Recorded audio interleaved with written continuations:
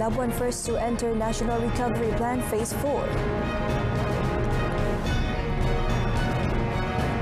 Government urged to open special vaccination centres for school children.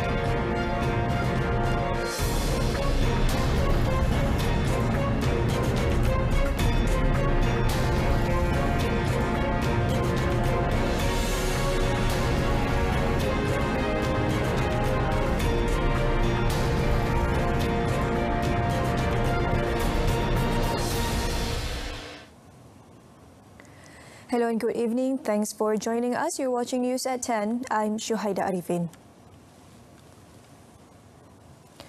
Labuan will be the first among federal territories and states in the country to move into Phase 4 of the National Recovery Plan. Prime Minister Datuk Seri Ismail Sabri Yaakob said the decision was made after taking into account the advice by the National Security Council and Health Ministry. He said 92.4% of the adult population in the federal territory had been fully vaccinated as of yesterday.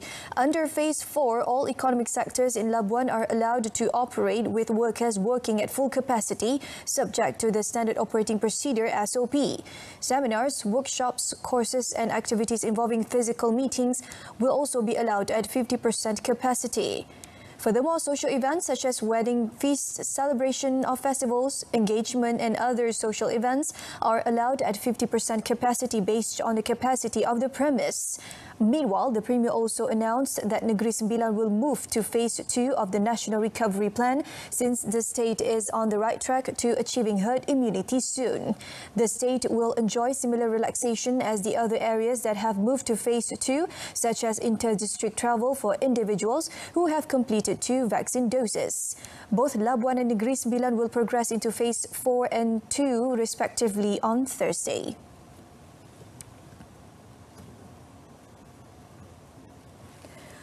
The number of COVID-19 cases increased again to over 20,000, with 20,837 new infections reported in the last 24 hours.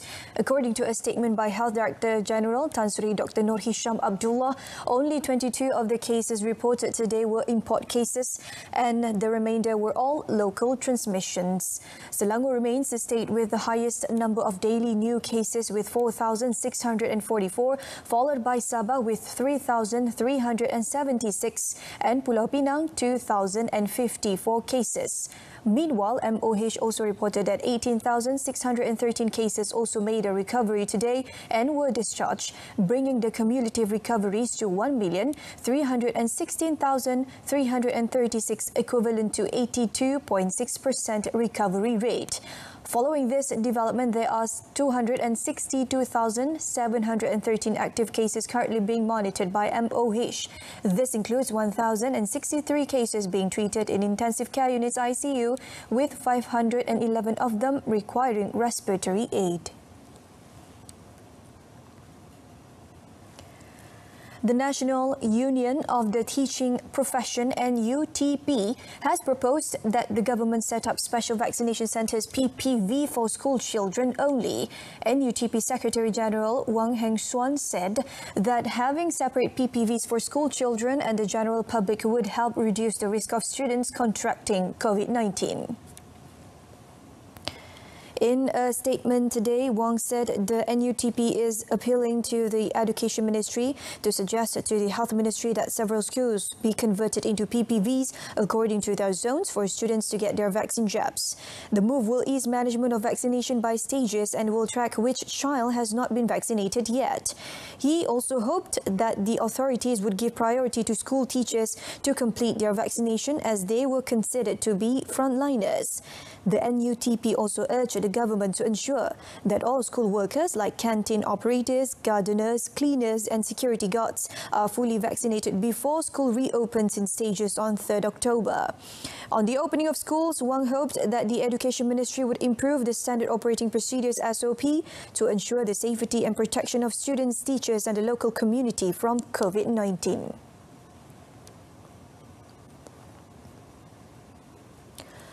Pahang was given an allocation of 10.2 million ringgit by the federal government for procurement of medical equipment to deal with critical COVID-19 cases in 3 hospitals in the state. State Works, Transport and Health Committee Chairman Datuk Seri Nurul Azali Sulaiman said of the amount, 4.8 million ringgit was allocated to Tengku Ampuan Afzan Hospital in Kuantan, 3.8 million ringgit to Sultan Haji Ahmad Shah Hospital in Temerloh and 1.6 million ringgit to Kuala Lipis Hospital. Datuk Seri Nurul Azali said this allocation ensures treatment for patients with serious symptoms, namely those in Category 4 and 5, especially in the intensive care unit ICU. Bagi kes-kes yang membabitkan kematian, masa-masa COVID boleh membuat tuntutan melalui NADMA dan Alhamdulillah Kerajaan Negeri Pahang bawah pimpinan Yang Amat Menteri Besar juga prihatin dan bantuan turut kita salurkan untuk masa-masa berkaitan melalui PKOB dan Pejabat Agama Islam. He said that of last 20th August, Pahang recorded 394 deaths due to COVID-19, with 166 of them at the ICU. He added that hospitals in Pahang have the capacity to treat COVID-19 patients, adding that there are also 2 private hospitals that allocate 80 beds for such patients. The Kelantan State Government has planned to administer COVID-19 vaccine to students aged 17 and 18 beginning mid-September. State Local Government Housing and Health Committee Chairman Dr. Izani Hussein said the move was part of the preparations made following the reopening of schools soon. Dr. Izani said the State Health Department had made the necessary preparations for the initiative. Tengok pada pendaftaran dia lah. Pendaftaran dia, ikut pendaftaran. Pendaftaran masih sejahtera juga. Maknanya kita akan mula vaksinkan pelajar-pelajar ni yang umur 17-18 ni. InsyaAllah dalam bulan 9 lah, tengah bulan 9 insyaAllah. Meanwhile, Dr. Izani said the state requires about 900,000 doses of vaccine next month to ensure that the herd immunity target can be achieved in October. He said the state is expected to receive 700,000 doses of vaccine in September, adding the Menteri Besar has requested from the federal government for the additional 200,000 vaccine doses. Sending patients recovered from COVID-19 at the COVID-19 Quarantine and Low Risk Treatment Centre PKRC back to their homes does not fall under the responsibility of Health Ministry MOH. However, according to Kelantan State Health Department Director Datuk Dr. Zaini Hussein, the department would still assist the patient by providing ambulance services with the cooperation of several other agencies. Dato Dr. Zaini was commenting on a video which went viral on social media of a woman who expressed her anger when she was told to go home on her own from a PKRC. He said patients can return home from the facility when they are free from the virus.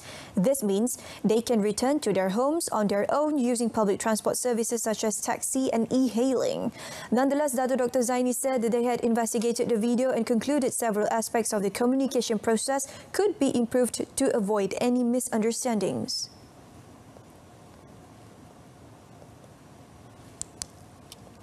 Tetapi atas inisiatif kita di beberapa PKRC kita memberi kerjasama dengan beberapa agensi seperti pejabat majlis daerah dan sebagainya untuk menyediakan perkhidmatan. Jadi itulah sebahagian daripada kita mengambil tanggungjawab itu sebagai untuk memudahkan, tapi sebenarnya bukan tugas kita untuk kerana mereka telah sembuh.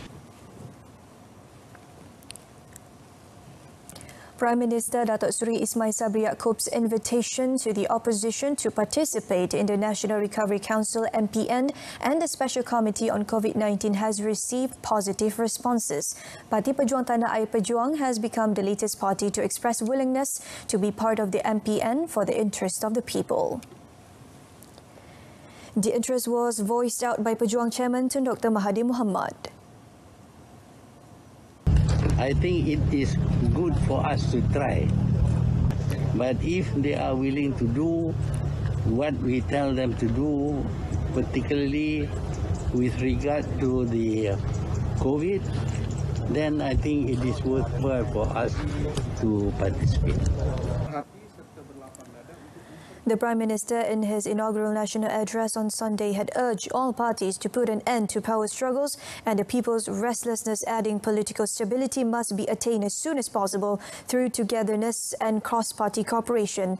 The offer was also being considered by DAP, saying it was willing to be part of the MPN to save lives and livelihoods.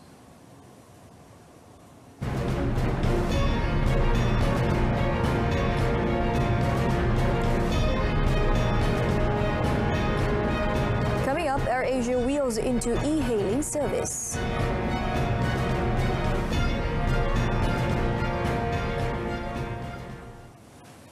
AirAsia Group Berhad has launched AirAsia Ride, an e-hailing service that provides passengers with greater convenience at more competitive prices, as well as better income opportunities for drivers. AirAsia Group Chief Executive Officer CEO Tan Sri Tony Fernandez said the group is also planning to roll out the new e-hailing service in other countries, including Thailand, Indonesia, and Philippines and Singapore. We also want to give value. He said the response from drivers in Malaysia has been tremendous and people are looking forward to the service. We've been watching people come off our planes and take taxis. We've been delivering packages all our lives.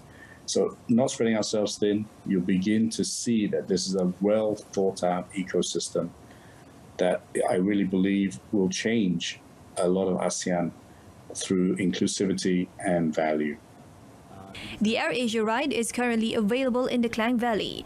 Passengers may choose their preferred vehicle type as well as the drivers and book the ride by clicking on the ride icon on the AirAsia Super App or by logging onto the website created for the service. Meanwhile, AirAsia Ride Malaysia CEO Lim Chiu Shan said 1,500 drivers have registered with the service platform to date and 5,000 more are expected to come on board over the next 6 months with its nationwide expansion. Fares on AirAsia Ride are set at an average of RM1 per kilometre, excluding toll charges, and passengers may book on-demand rides or book their rides in advance. Police are still investigating the cause and motive of the recent shooting at the Royal Malaysian Air Force RMAF camp in Kota Samarahan. In a statement today, Sarawak Police Commissioner Dato' Aidi Ismail said the police are waiting for the full post-mortem report from pathology experts.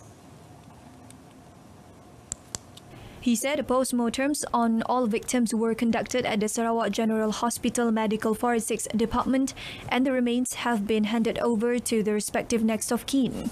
Meanwhile, samples of case items, including DNA samples, firearms and bullet casings, were sent to the Chemistry Department and Forensic Unit for scientific analysis. The victim's mobile phone was also sent to the forensic unit for analysis to identify the cause and motive of the incident. Dato' Aidi said investigation papers will be referred to the Deputy Public Prosecutor for further action after a complete investigation with expert reports is completed. The case is investigated under Section 302 of the Penal Code for murder.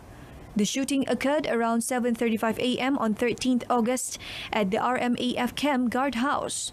The 4 deceased have been identified as Corporal Muhammad Ehsan Sahamat from Asajaya Laut, Corporal Ho Sui Bun from Lundu, Corporal Sharif Muhammad Siddiq Al-Atas Wan Sabli from Bau, and Aircraftman Nazli Nabau from Sibu. A woman in Pulau Pinang lost 70,000 ringgit due to fraud by a syndicate which were disguising as government officers. The 49-year-old victim was believed to have been cheated by a man and a woman posing as officers from Telecom Malaysia and police officer via phone calls. According to Seberang Perai Utara Police Chief ACP Nur Zaini Muhammad Nur, both suspects had claimed the victim had outstanding company taxes and was involved in money laundering. The victim, who was afraid and panicked, then followed the instructions of the man who demanded for her account information and transaction authorization code (TAC). The victim also had transferred half of her savings to another bank account, believing that it was for investigation purposes. However, she then became suspicious before checking her bank account balance and found that it was reduced and immediately made a police report. The case is being investigated under Section 420 of the Penal Code. Ponchan Member of Parliament Datuk Seri Ahmad Maslan pleaded not guilty in the High Court today to 2 charges of money laundering. The charges involve failing to declare 2 million ringgit received from former Prime Minister Datuk Seri Najib Tun Razak to the Inland Revenue Board (LHDN) and giving false statement to the Malaysian Anti-Corruption Commission (MACC). The plea was made before Judge Datuk Ahmad Shahrir Muhammad Saleh. According to the first charge, the accused was alleged to have received 2 million ringgit from Datuk Seri Najib, believed to have been the product of unlawful activities on 30th April 2014.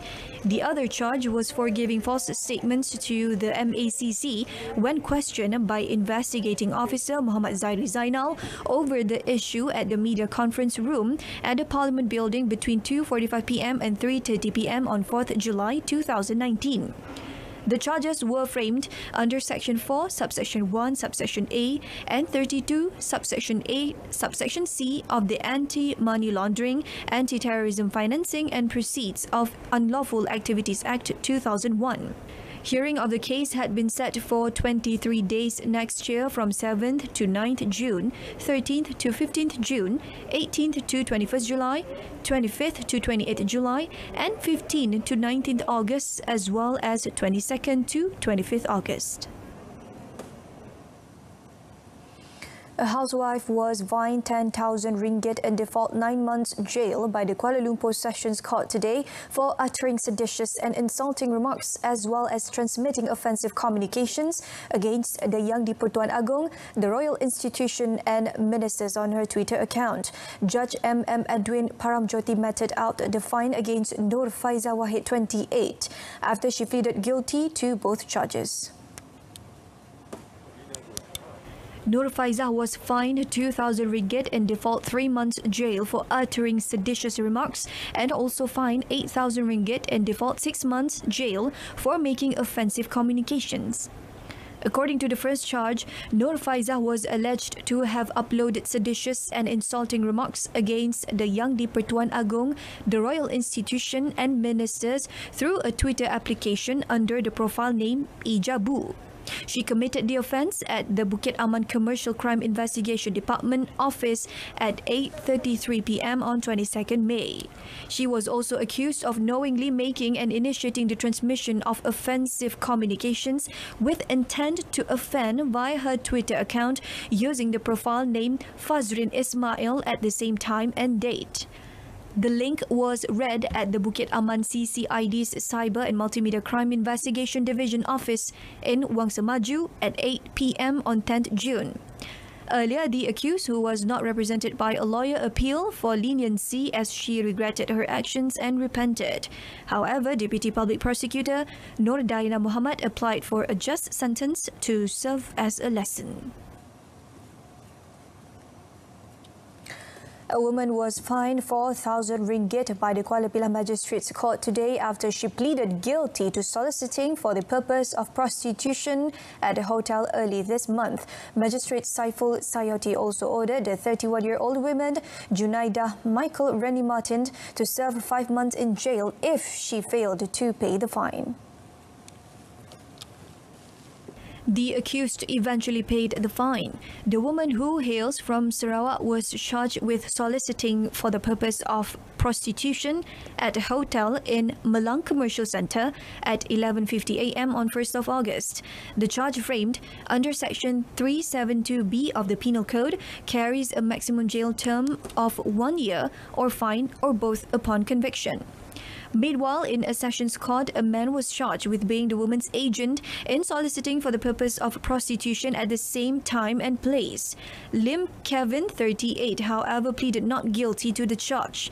The court allowed him bail of 8,000 ringgit in one surety and set 23rd September for remention. Prime Minister Datuk Seri Ismail Sabri Yaakob has expressed hope to hear the national anthem Negaraku to be played and the Jalur Gemilang to be hoisted as many times as possible at the Tokyo 2020 Paralympic Games. He said he believed that with strong determination and all the training that had been done, there was no reason Malaysian athletes could not shine at the prestigious Paralympics. Harapan negara adalah kepada you all semua, kepada atlet Paralimpik, dan saya yakin dengan semangat yang tinggi daripada semua, dengan latihan yang telah diberikan selama ini, tidak ada sebab kenapa kita tidak boleh berjaya.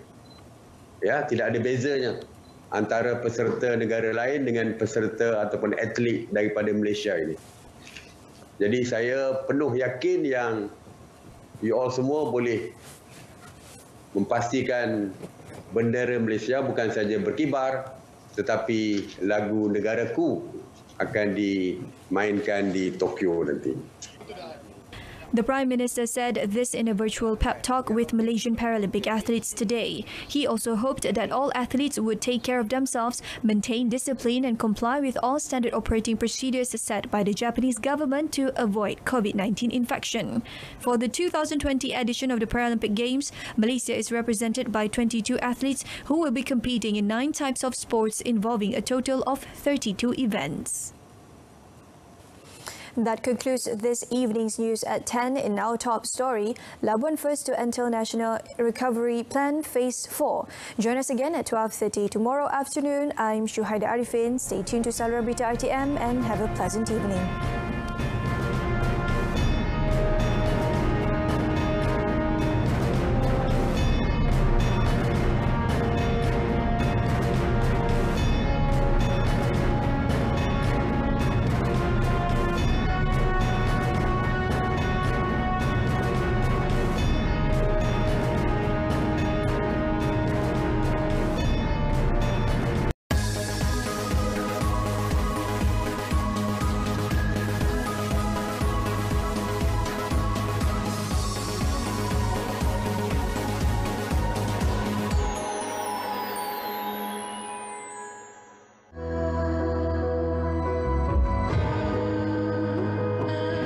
Saya, Rozain bin Idris, mengambil kesempatan ini mengucapkan selamat menyambut Hari Kebangsaan 2021.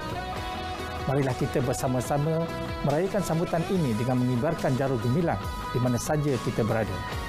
Sebagai rakyat Malaysia, kita seharusnya berbangga untuk menjulang tinggi jalur gemilang yang merupakan identiti Malaysia tanpa mengira bangsa dan agama.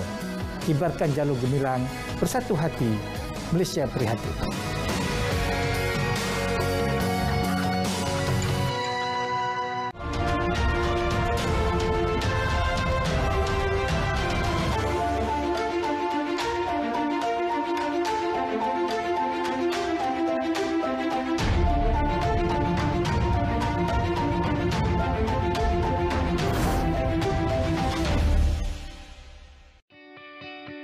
Pertanian yang dikawal secara otomatis tidak banyak digunakan oleh pengusaha-pengusaha ladang dalam penanaman mereka. Walaupun telah ramai pengusaha yang beralih ke teknologi terkini, namun ianya masih menggunakan tenaga manusia untuk memastikan teknologi yang digunakan itu boleh dan dapat berfungsi seperti yang dikehendaki. Penggunaan sistem otomatis yang dikawal 100% oleh alat kawalan jauh bukan sahaja menjimatkan kos tenaga buruh, malah ianya dapat menjamin ketepatan dalam sukatan untuk sesuatu tanaman yang ditanam. Selepas